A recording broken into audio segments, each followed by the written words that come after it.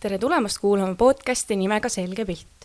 Siin räägime, mis õige toimub Valga gümnaasiumis päriselt ja saame veidi lähema ülevaate siinmajas tegutsevatest inimestest.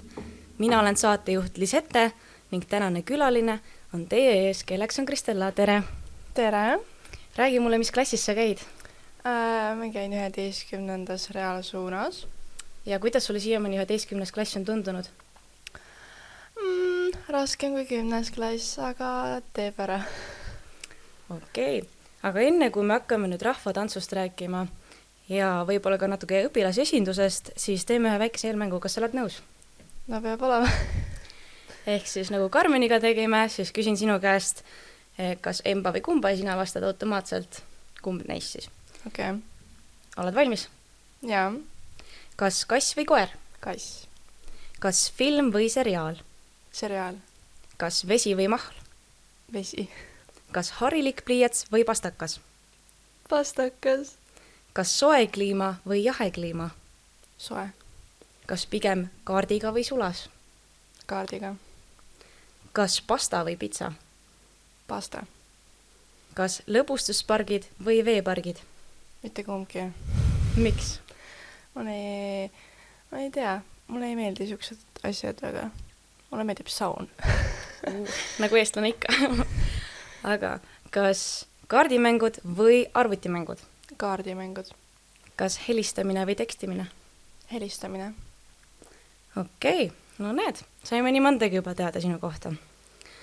Aga kui me nüüd tuleme selle rahvatantsu teema juurde, mis tegelikult võiks ju öelda, et see on sport, siis kuidas sina siis selle tee leidsid rahvatantsu juurde? No tegelikult sellele on üsna lihtne vastus.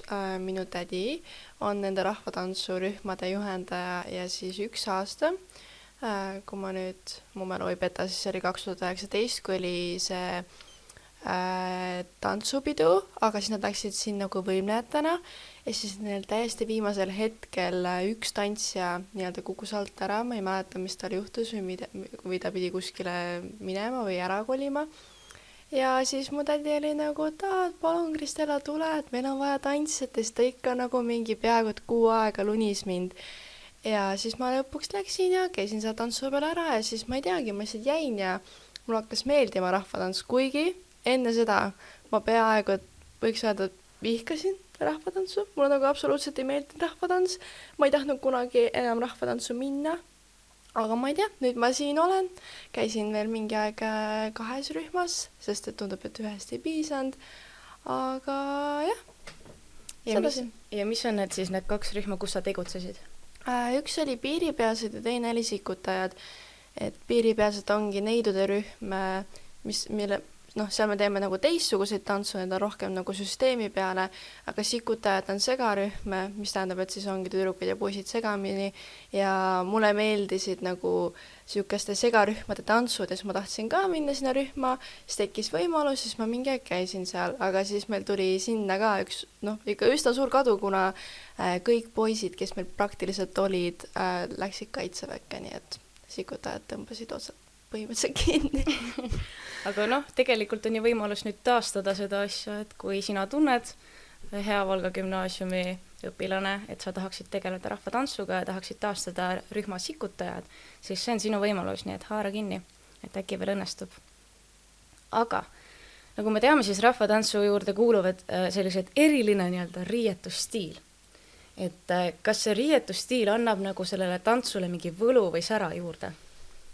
Eks ta ikka annab, sellepärast, et ta on nagu nii omapärane selle tantsuga, et ja nagu näiteks nüüd, kui me läheme tantsu peale, siis see aasta me saame, ma ei tea, kas muidugi kõik, aga vähemalt neidude rühmad saavad sellised nagu valged seelikud ja vähemalt meie rühmatüdrukud on küll nagu juba väga elevil sellest, et see on nagu hästi ilus ja ta peaks nagu hästi ilusti lendama, kui me teeme mingeid asju. Et kui sa teed ikkagi niisama trenni tavalistes riietes, siis see on ka nagu tore, aga kohe, kui sa saad need rahvariided selga, siis sa nagu tunnedki ennast nagu rahvatantsija ja sa tunned ennast nagu nii ilusalt ja nagu kõik need mingid kulined, mis sul on ja mida iganes kõik juures seal. Aga kui oluline on näiteks treeningute puhul see, et oleks hästi suur ühtsus selles rühmas? Tegelikult väga suur, sellepärast, et noh, ütleme nii, et seal ikka peab olema koostöö, kui sa puudud ja siis sa jääd maha, siis on ikkagi nagu raske ja natukene vead ka nagu teisi alt sellega, kui sa niisama puudud, et noh, see on ikkagi ühtsus peab olema, et enamjaolt meil see ikka on, aga eks puudujaid on ikka, et kes on haige, siin haiguste periood ja kellel mingid muud esinemised, kes on juba ise endale nii palju mingeid üritusi ja tegevusi võtnud, aga ikka saame hakkama ja püüame sinna tantsu peale jõuda. Okei, see on väga tore, et ühtsus ikkagi on. Aga ütleme niimoodi, et kui nüüd tulebki tantsupidu, siis mis sa ise arvad, kui palju neid nii-öelda proovid tegemisi tuleb juurde võrreldes sellega, mida te praegu teete? Ehk siis praegu vist ilmselt teil on 2 korda nädalas trenni, aga kui nüüd jõuabki see tantsupidu lähemale, siis mis sa arvad, kui palju neid proove tegelikult peaks olema nädala sees? Tegelikult me oleme rääkinud sellest ja me oleme mõelnud, et me peame tegema lisatrenne, noh, juba ainuüksi sellepärast, et meid enamjaolt ei ole kõik koos, et alati on üks puuduja vähemalt, mis on natuke irooniline, sest alati on üks puuduja, aga see ei ole üks sama, et see on nagu alati keegi üks, iga kord puudub, ma ei tea, kuidas see juhtub. Aga kuna see aasta väidetavalt on need tantsupeo, need ettetantsimised, et seal nagu on hästi suured kriteeriumid. Iga asja eest võetakse punkt maha, mingi kategooria, et kui sa oled põhimõtteliselt halvasti riietunud ja sa tantsid ja sul tuleb näiteks vöö lahti, see on juba -1 punkt, aga see on ikkagi nagu, kui sa oled nagu mitut kategooriat vaadatakse ja sealt võetakse punkte maha, siis see tegelikult on nagu ikkagi päris karm, mille pärast me peame ikka päris palju treenima, et see nagu kõik oleks ühtne ja ilus, või siis kui läheb midagi valesti, see ainult 1 korra ja võib-olla pigistatakse silm kinni. Et selles mõttes jah, et on ikka veel päris palju tööd teha, aga me oleme nõus seda tööd tegema. Nii et.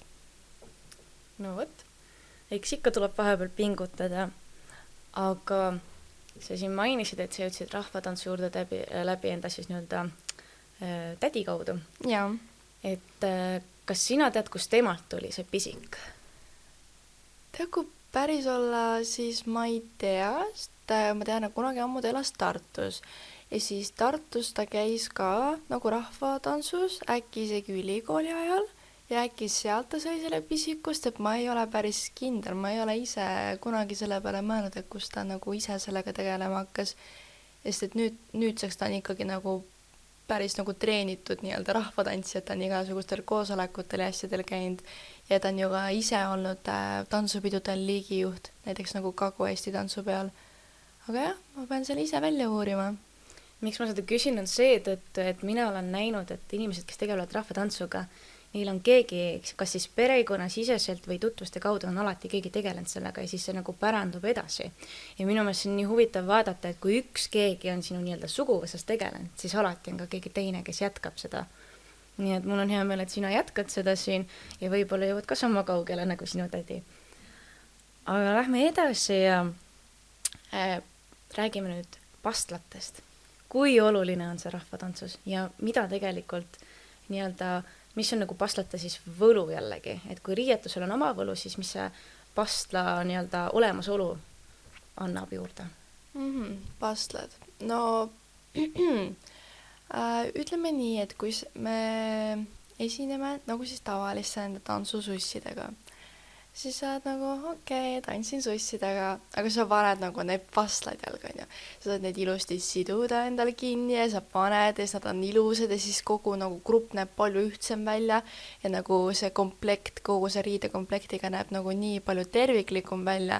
Et jah, et eks pastaldel on ka nagu oma võlu, et see ongi ikkagi nagu rahvatants ja nagu kingad on ju, või noh, jalanõud, et need nagu sussid väga nagu tegelikult, kui sa juba mingi aeg nagu pastaldega tantsid ja niimoodi esined, siis nagu need sussid on lihtsalt nii koledad, nagu sa ei taha neid susse panna, see ei ole nagu enam see, et sussid olekski justkui siis mõeldud ainult nagu trenniks, et nagu siis sa enam ei taha nendega tegelikult esineda, et jah, pastlad annavad ikkagi jala väga juurde. Ja ma isegi olen näinud neid esinemisi, kus on näiteks rahvatantsijad esinenud siis sussidega ja noh, ausalt öeldes minul kaob kohe see ära, et rahvatantsijad või mul on see, et miks neil sussid jalas on? Ta tõmbab veits seda pilti maha, et nad on ka, et nad ei ole nagu isegi nagu seda tooni, isegi kui sa ostad valged, et nad on nagu sellised lihtsalt mustad täpikesed su jalas, vaata, et nagu, et ikka pastlad nagu tõmbavad seda pilku sinna jalgadele eks endal on ka vähe uhkem tunne, kui niimoodi saad tantsida nendega. Aga kas sina tead, palju võtab aega umbes terve see rahvatantsukomplekt selga panna? See on tegelikult päris hea küsimus, sellepärast et ju mõnes mõttes oleneb. Kui sa üksinda paned, nagu täiesti üksinda, paned kõik asjad ilusti ja paned ise vöö ja niimoodi, siis ma arvan, et sul läheb umbes 10 minutit, sest et kõige raskem osa ongi äkki vöö panemine, sest et sa pead selle ilusti panema ja niimoodi, et see ei tule tegelikult poole tantsu pealt lahti, sest et siis on nagu siis seda tõlgendatakse kui nagu riidekomplekti valesti kasutamist. Ja noh, pastlad peab ka ilusti ikka kinni sidumast, et kui need sul ka poole aja peal lahti tuleb, siis nagu need lendavad sul kohe kindlasti jalast ära. Aga kui keegi aitab sind, siis ma arvan äkki 5 minutit. Kui keegi on väga kiirete kätega ja aitab sind kohe selga ja aitab sul kaasa nagu. Aga eks ma arvan, tantsu peal tuleb neid kiireid riiete vahetamisi, siis me saame teada, kui kaua läheb aega, et päriselt riidesse panna. Et järgmine kord tasub stopper kaasa võtta, et siis teate arvestada, et kui tuleb tantsupidu, et kui kiiresti läheb. Just. Jaa. Aga palju te üleüldse oma nii-öelda rahvatantsurühmaga esinete aastas? No see aasta me oleme näiteks paar korda esinenud, et eile siis selle kultuurimaja jõulupeal on ju ja kuuse avamisel, mis oli siis ma ei mäleta, millal see oli. See oli vist äkki detsembri alguses. Midagi sellist ja mingi aeg me ikkagi nii-öelda selle tantsuhooaja alguses veel esinesime laadal, mingi laat oli sügisel, ma absoluutselt ei mäleta nimesi. Aga eks see oleneb, et mõned aastad olid ju siin ikka koroona ja tegelikult oligi nii, et kui oli esinemise plaanis, siis keegi jäi haigeks nagu just enne esinemist ja siis need jäid ära. Või siis oligi lihtsalt nii, et oli üritus, me olime kõik valmis minema ja siis üritus jäeti nagu ära.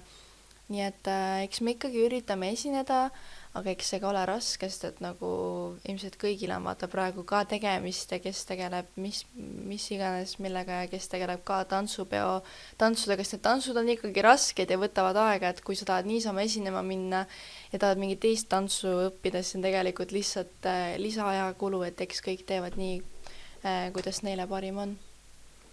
Ja ma isiklikult olen ainult paar korda näinud sellist asja, et rahvatantsuga, need, kes tegelevad nii-öelda rahvatantsuga, et nemad ju õpivad tegelikult enamjaolt ikkagi jooniste pealt seda, mis sammud tulevad ja kuidas see nagu välja näeb, et kas teie ka trennis kasutate neid jooniseid ja vaatate? Jah, me kasutame. Tegelikult õigemini kasutab meie treener Maria, ehk siis minu tädi. Ja siis me nagu, vahepeal ta näitab meile ka, et näed, te lähete siit sinna ja siis nagu mina vaatan küll seda paberilehte, kus on lihtsalt mingid poolkaarekesed ja mingid, nagu need poolkaarekesed peaksid olema nagu tantsijad, siis ma küll vaatan seda lehte nagu mingi, okei, mina küll midagi aru ei saa. Aga meil ikkagi õnneks grupis on nagu mingid sellised inimesed, kes saavad nendest nagu joonistest nagu mega hästi aru ja kes loevad mingi selle juhendi ja saavad kohe aru, mis teha, nii kui me kunagi peaksime tegema ise trenni, siis nende peale saab loota, et nad saavad ise aru, mis me tegema peame. Aga jah, joonistest nii ja naa saan mina aru, aga nagu mitte eriti. Nagu minu arust see on, Maria on väga tubli, et ta lihtsalt nendest joonistest saab aru, mis peaks toimuma, sest et ma arvan, et nagu kui mina peaks niimoodi õpetama jooniste järgi, see oleks päris suur kaos, Sest et kui ma ise vaatan neid joonisid ja kui keegi oleks kommenteerinud mulle, mida miski seal tähendab, ega ma ei oleks ise aru saanud. Ja mina kui tantsuringi juhendaja, mina teen ka jooniseid, aga küll väga teistmoodi jooniseid, kui rahvatantsus tehakse, et ma ikkagi joonistan inimesed välja, aga kui rahvatantsu neid jooniseid vaadata tõesti, siis need on nagu, et mis asi see nüüd on, et ilmselgelt see eeldab juba siukest kõrgemat nii-öelda taipu ja kindlasti ka sellist nagu, et hästi madalalt juba alustanud taset on ju, et madalast peale oled kasvanud sellega koos, et siis sa juba aimad. Ehk siis me võime öelda, et kui keegi hakkab alustada või keegi tahab alustada rahvatantsuga, et ära ei ehmataks, mis see joonis võib seal olla. Jaa. aga palju teid üldse rahvatantsurühmas kokku on? Hetkel on meil 12, et enamjaolt peakski olema vähemalt neidude rühmas 12 inimest, sellepärast et peamiselt kõik mingisugused neidude tantsud ongi tehtud tegelikult 12 inimesele. Nii et hetkel meil on peaaegu perfektne koosseis. Aga mis vanusest võib näiteks tulla piiripealsetesse? No piiripealsed muidu varasemalt oli nagu gümnaasiumirühm, aga nüüd nagu see vanuserühm on natukene nagu muutunud, et meil on nagu põhikoolis ka kuskilt sealt 8.-9. klass, nii et ongi mingi kuskilt sealt alates kuni siis gümnaasiumini. Põnev. Ja rahvatants kui selline on ju tegelikult mingis mõttes eestlastele olnud alati selline väega tants. Et ma tean seda, et nii palju, kui ma ise olen puutunud kokku erinevate rahvatantsu juhendajatega või nendega, kes on tegelenud sellega, siis nende jaoks on ikkagi väga oluline see muusika ja see muusika sõnum. Et kas teie ka trennis olete tähele pannud seda, et teatud muusika on nii hea sõnumiga, et sa tantsidki põhimõtteliselt selle sõnumi endast välja? See on päris sügavamõtteline küsimus. Tegelikult ja nagu muusikal on ikkagi oma mõju, et kui see on siuke nagu ilus ja hingeline ja tavaliselt näiteks tantsupeo nendel tantsudel on tegelikult raamatus kirjas, mida see nagu tants peaks nagu ütlema ja sa saad sellest mõttest aru ja kui sa mõtled nagu selle mõtte peale samal ajal kui sa tantsid, siis ma arvan, et jaa, et saab küll nagu seda nii-öelda nagu välja tantsitud või näidatud või sa nagu kuidagi panedki ennast sinna olukorda või mis iganes meeleolu see tants soovib, et siis sa ikkagi nagu üritad sellega ühtida. Et jah, selles muusikas on tõesti oma võlu. No tantsus on ka jällegi oma võlu, et kui need kaks kokku panna, siis see ongi nii-öelda väikene hea loits. Ja, aga rahvatantsus on kindlasti mingid teatud sammude nimetused, ma eeldan. Kas vastab tõele? Jaa, täitsa vastab tõele. Palun ära küsi mult mitte midagi, sest et ma olen siuke inimene, kellel ei jää nimed meelde, aga kui sa ütled mulle, siis ma tean, mida teha. Näiteks ongi trennis, Maria ütleb, et nüüd mingi läheb mingi võib-olla üks sõna on, mingi labajala valssiga on ja siis ma tean, mida teha. Aga siis, kui ma keegi küsib mult, mis samm see on või mida me siin teeme, siis ma olen nagu mingi, no ma ei tea, kõnnime nagu, ma ei tea, siis ma ei tea. Ma olen nagu siuke, kes teab alles siis, kui keegi ütleb mulle, siis mul tuleb meelde. Ise ei jää mitte midagi meelde. Ehk siis tegelikult sinul on nii-öelda nagu lihasmälu. Jaa, tegelikult üldse vist esinemistega ongi nii, sellepärast, et nagu ma sain aru ise eilsel esinemisel, et ma läksin lavale ja enne lava või nagu seal nagu lava taga olles ma nagu mõtlesin tantsu peale ja mul ei tulnud mitte midagi meelde, mis ma tegema pean nagu pärast mis liigutust, aga kui ma lihtsalt läksin lavale, siis ma lihtsalt tegin ära, sest see oligi nagu lihasmälus, et nii ta kipub olema. Eks see on tantsijate oma võlu, et me suudame teha nii, et mõtleme üle, aga lähme lavale ja siis kõik tuleb juba iseenesest. Just. Jaa, aga no vot, rahvatantsus saime siis nii palju teada. Aga nüüd tahaks natuke rääkida ka õpilase esindusest. Et sina oled ju meil õpilase esinduse president ja mida see amet siis endaga kaasab? Olen tõesti õpilasesinduse president. No ta kaasab siukest nagu rohkem siukest suuremat vastutustunnet ja nagu ka võib-olla need, kes on lugenud Killulehte, siis ma mainisin seal, et isegi mõni meie sellest õpilasesinduse liikmest on öelnud, et ma olen nagu nende nagu emme.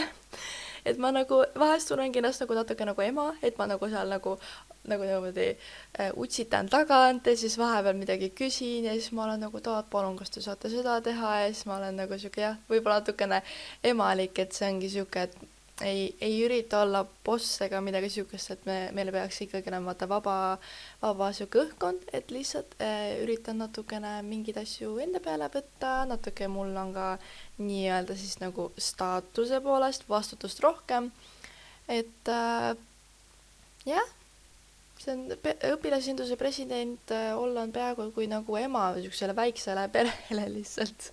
aga väga toredale perele. väga palju pahandama ei pea.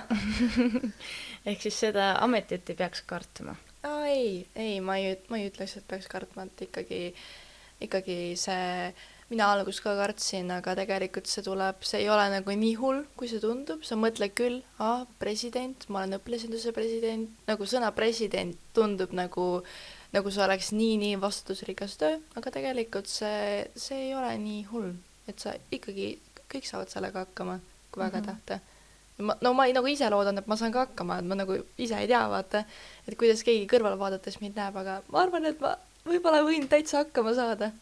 No nii palju, kui ma ise olen kõrvalt näinud seda, siis minu meelest on nii äge näha seda, et kui sa utsitadki neid tagant, siis midagi on ikkagi toimunud, et näiteks see Halloween oli ehtne näide, et me küll eestlastena ei tähista seda otseselt, aga noortel on see tahe midagi koos teha ja see oli nagu see võimalus, ma tulen ja teen. Et minu meelest super plusspunktid selle eest. Jaa, aga palun. Aga nüüd on see küsimus, et on õpilasesinduse koosolek ja tavaliselt vist kevadeti siis valitakse uus president või kas see käib iga aasta tagant või see on teatud aastate tagant, kas sa tead?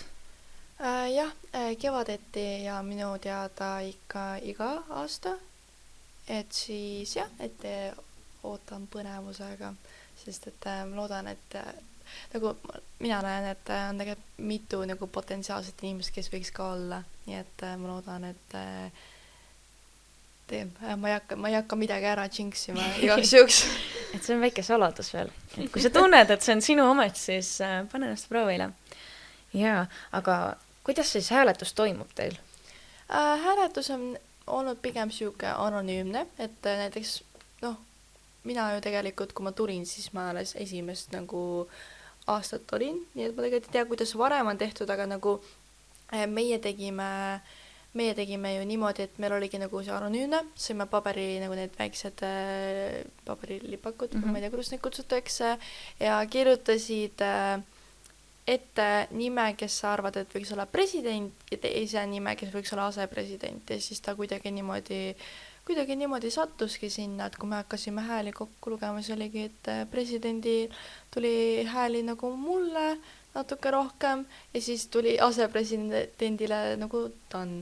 Nii et jah, ja nüüd me siukses koosseisus olemegi, et no võt, et miks ma seda küsin jällegi, et ma tean, et väga mitmed koolid teevad seda erinevalt, on koolid, kes teevad siis terve kooli peale, et kõik õpilased saavad hääletada ja ongi täitsa ainult õpilasesinduse siseselt tehtud seda hääletust, et eks me näe, kuidas siis see aasta see välja peaks nägema.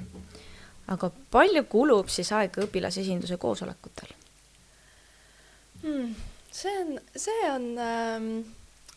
alati oleneb teemast ja see alati oleneb, kes on kohal või kes on puudu, sest et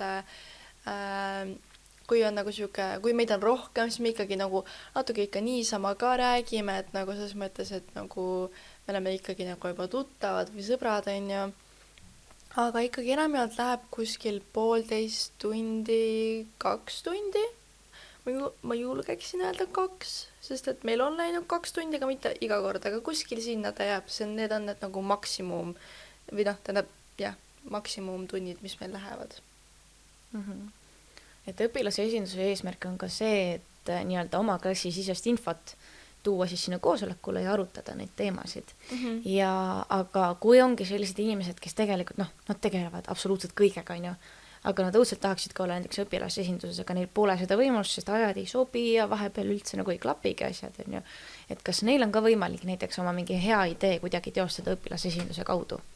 Jaa, muidugi on selles mõttes, et oma klassi esindajale ongi kõige parem tegelikult sellised ideed edasi anda, siis tema peakski nagu tooma need nii-öelda nagu lauale ja siis me saame nendest nagu rääkida ja kõike seda, või siis ongi, et kui sa ei taha oma klassi esindajale rääkida, siis võib-olla räägid kellegile teisele, kes sa leiad, et on sinu jaoks sümpaatne sellest õpilasesinduse liikmetest ja niimoodi need ideed jõuaksidki nagu lauale ja nagu ma loodan, et ikkagi niimoodi tehakse, sest et tegelikult on nagu väga palju noori ka meie koolis, kellel on tegelikult nagu head ideed et mingeid kuulen nendest või kui mul mingi enda sõbranna ütleb ja siis ma olen nagu mingi miks sa varem ei ole öelnud, siis ta on nagu, ma ei tea, ei jõudnud vaata, aga tegelikult on jumalast head ideed, et nagu, et vahest nagu meil ei tulegi, aga kellelgi teisel tuleb, vaata, sest et vahest meie mõtleme, et miks ja mida võiks teha, aga kellelgi tõesti kogemata tekib see idee, mis on tegelikult nii hea, vaata. Nii et kõik ideed on nagu ikkagi oodatud, et nagu, et ikkagi kui tuleb idee, siis on ju suurem võimalus, et me saame seda teostada, kui see, et lihtsalt keegi hoiab oma ideed kuskil peidus niisama. Ja et ma eeldan, et kõige lihtsam eesmärk on siis jagada seda infot tõesti enda siis klassi esindajale, kes siis on siin õpilasesinduses või siis heal juhul, kui sa seda ei julge teha, siis kirjuta näiteks Kristellale stuudiumisse kiri oma ideest. Et mida rohkem neid ideid tuleb, et seda kiiremini ja paremini me saame need ka teoks teha. Ja, aga mida näiteks õpilane saab õpilasesinduses teha või nagu mis kohti ta saab nii-öelda katsetada, et nii palju kui mina tean on näiteks protokollimine, üks asi, mida sa saad praktiseerida, aga mis on veel neid? No saab ka nagu praktiseerida nii-öelda siis nagu koosoleku läbiviimist, mida oleneb siis, mida sa tahad tulevikus teha, võib väga nagu kasuks tulla. Nagu sa mainisid ka protokollimine,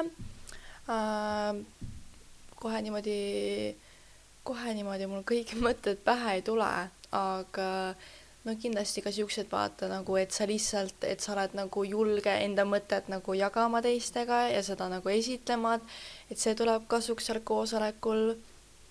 Muidugi see ei tähenda seda, et sa mingi pead täiega oma ideed kaitsma, et kõik püüad seda maha teha, aga lihtsalt, et nagu, et sa räägidki, mis on idee, mis võiks teha ja niimoodi, et siis tulebki nagu ikkagi arutelu alla. Et jaa, et muidugi meie teeme nii, et kõik saaksid protokollimist tegelikult harjutada, nii et meil on nagu iga koosolek 6 protokollia, et kõik ikkagi saaksid selle läbi teha, kõik saaksid aru, mis see nagu on, et nagu protokollimist võib tegelikult elus ju päris mitmel ametikohal ette tulla, et ikkagi enamalt igal pool on mingi aeg koosolekud ja keegi peab olema protokollija. Et siin nagu koosolekutel on kõige parem seda harjutada, sest et kui sa ei oska, siis saad teistelt abi küsida ja kui meie ei oska, siis on alati meie kallis Triinu, kes nii lahkelt ütlesid, et te võite alati siia tulla, kui te ei saa aru või ei saa hakkama või natukene midagi pusimist, et seda on nagu väga lahke aitama ja niimoodi saadki tegelikult ju selle protokollimise mõtte selgeks, saad aru, mida peab kirjutama, mis on nagu ebavajalik ja ainult kasu. Ehk siis tegelikult seda üldse ei peagi kartma ja see pole häbiasi, kui sa ei oska, et ikkagi see on väga vajalik oskus elus. Ja nagu, muidugi ei pea kartma, kui sa ei oska seda. Näiteks praegu on nii, et vaatan, kui mina viin nagu koosolekut läbi, siis mina ei protokolli. Ja kui keegi küsib mult, kes pärast nagu protokollis vaatas, et kuidas seda teha, siis ma olen küll nagu peata kanast, et mina ei tea, kuidas seda teha, sellepärast, et nagu ma ei ole nagu harjunud seda tegema enam, vaata. Aga jah, see näitab mulle, et ma võib-olla ise peaks laskma vahepeal Tannil koosolekud läbi viia ja natuke ise protokollima, et mulle endale ära ununeks see. Aga jah, eks näis. Aga kui ongi näiteks jõuab nii-öelda laua peale see hea idee, mida teostada, siis kas seda ideed hakkab nii-öelda edasi viima see õpilane, kes pakkus selle välja, või te jagate need ülesanded omavahel ära, et kes mida peaks selle jaoks tegema? No eks see mõnes mõttes oleneb ideest, et kui kellelgi on mingi idee teha pall, siis on ju nagu, siis tekib ju näiteks küsimus, et mida see inimene mõtles selle all, kuidas ta nagu mõtles seda näha, et nagu, et muidugi, et see ei ole nii, et ta pakub idee ja siis et nagu me oleme mingi, okei, nüüd võtab õpilasesindus nagu üle ja nüüd see nagu ära nagu midagi enam maini sellest, et see ikkagi oleks nagu nii, et kui tema pakkus selle idee ja see idee on teostatav või nagu tundub, et ka nagu mingi teistele nagu laiemale rühmale siis nagu meeldib see idee, et ka mingi, kui nagu need klasside esindajad uurivad klassist ja ka teised arvavad, et see on nagu lahe idee, et siis me nagu üritaksime seda teha, võimalusel ka muidugi kaasata seda inimest, kes nagu tahtis seda teha, et äkki tema saaks ka nagu suurema rolli, et seda nii-öelda läbi viia ja ikkagi aidata, aga jah, et enamjaolt meil, kui mingi plaan on, siis tuleb nagu natukene mingite ülesannete jaotamine. või siis täpsemalt nii, et keegi on millegi eest vastutav, sellepärast et kui me teeme, et kõik on kõige eest vastutav, siis läheb raskeks, et siis nagu ei oska nii-öelda kellegi otsa vaadata, kui oleks vaja teada nagu, et kas sellega tegeletakse, et keegi peaks nagu natukene ikkagi vastutama. Et see muidugi tähenda seda, et see on mingi, jaa, et okei, Helena, sina vastutad ja siis ma enam mitte midagi ei taha sellest kuulda ja kui see on tegemata, siis sina oled süüdi ja sina oled halb inimene ja sina oled mingi mõttetu, nagu niimoodi ei ole, et ikkagi keegi vastutab, aga me kõik ikkagi nagu selles mõttes vastutame, aga vähemalt siis nagu need nii-öelda vastutajad on nagu selle asja eestvedajad või nagu see peaks olema rohkem nagu nende kontrolli all ja siis tulevad alles nagu teised nii-öelda. Okei. Kuna sa tõid näiteks palli, siis ma küsin, kas selline asi nagu pall oleks võimalik ka meil siin gümnaasiumis teha? Jah, no tegelikult see idee on käinud läbi, aga kuna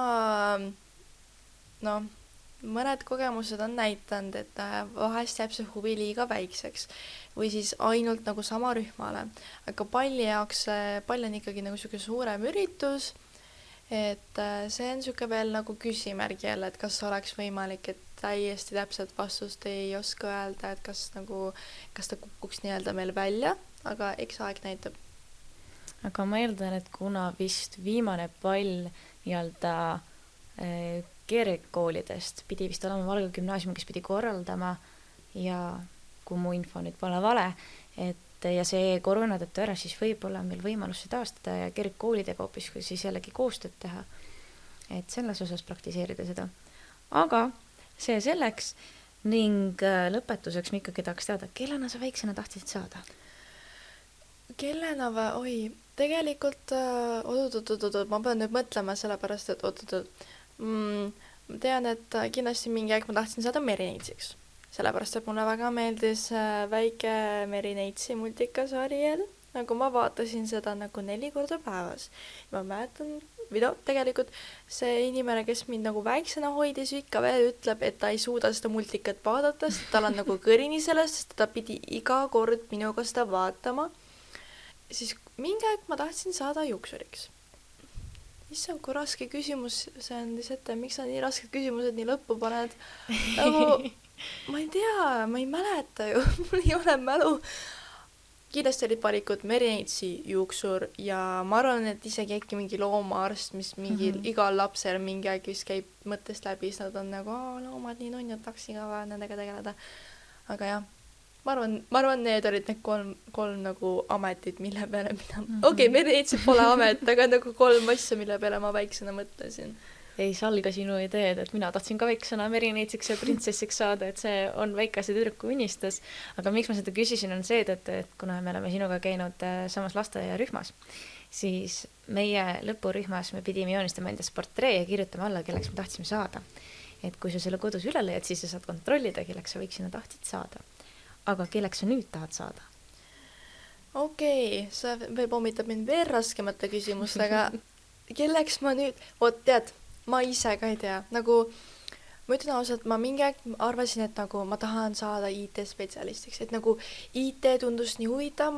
Kui ma veel põhikoolis käisin, siis sai mingisugune loeng, mingid tüdrukud IT-sse. Ja siis ma nagu kuulasin seda, siis ma olin nagu, see on täiega huvitav. Ja siis mu sõber läks nagu mingi IT seda nagu spetsialistiks õppima kutsekooli ja siis ta istub nagu mingi, vaata nagu läheb kooli, istub arvutis mitu tundi ja siis ta läheb nagu koju ja siis ta istub nagu arvutis mitu tundi, kui ta teeb seda mingi programmeerimise või mis iganes kodutööd need on ja siis ma olin nagu see ei saa olla mina, sellepärast, et ma ei viitsi reaalselt arvutis nagu istuda kauem kui tund aega. Ma lihtsalt nagu väsin ära ekraanist. Telefon on teine asi. Telefonis ma võin mingi 5 tundi istuda, aga nagu arvuti, ma ei tea, ma väsin niimoodi arvutis tegelemisega ära, nii et see ei ole minu ala. Ja ma ei tea, kas selleks mulle istunud, aga enam ma sinna ei pürgi. Ja ma ei teagi päris täpselt, kelleks ma enam tahan saada, sellepärast, et praegu on niisugune tunne, nagu oleks mingi identiteedikriis, et nagu ise ka ei tea, mis tahad teha, kus tahad teha, kas Eestis, kas välismaal, kas tahad reisida, kas tahad edasi kooli õppima minna.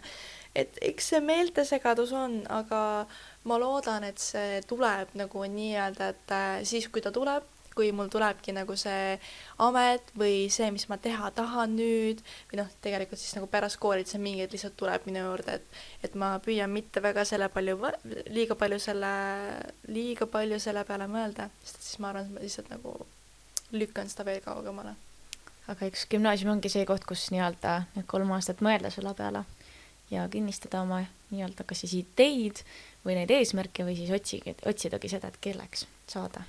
Jaa, tegelikult ju gümnaasium aitab ka kaasa sellega, et mis võiks sulle nagu meeldida, kui on valikkursuste nädal, kui ongi vaata seal mingisugused, seal on ka minu arust äkki olnud midagi IT-alast või ma tean, seal on mingi rahamajanduses ei olnud või mida iganes, nii et sa saad seal ka tegelikult katsetada mingit valikkursust, mis tundub huvitav, aga sa ei ole kindel ja kui sa teed selle valikkursuse läbi, sa tegelikult saadki aru, et kas nagu mingi siuke valdkond sulle meeldiks, mis iganes võistluskunst või mida iganes, et sa saad tegelikult juba mingit aimu, et mida nagu jätta nagu tulevikus nii-öelda kõrvale ja mida siis võib-olla uuesti katsetada või mida iganes sellist.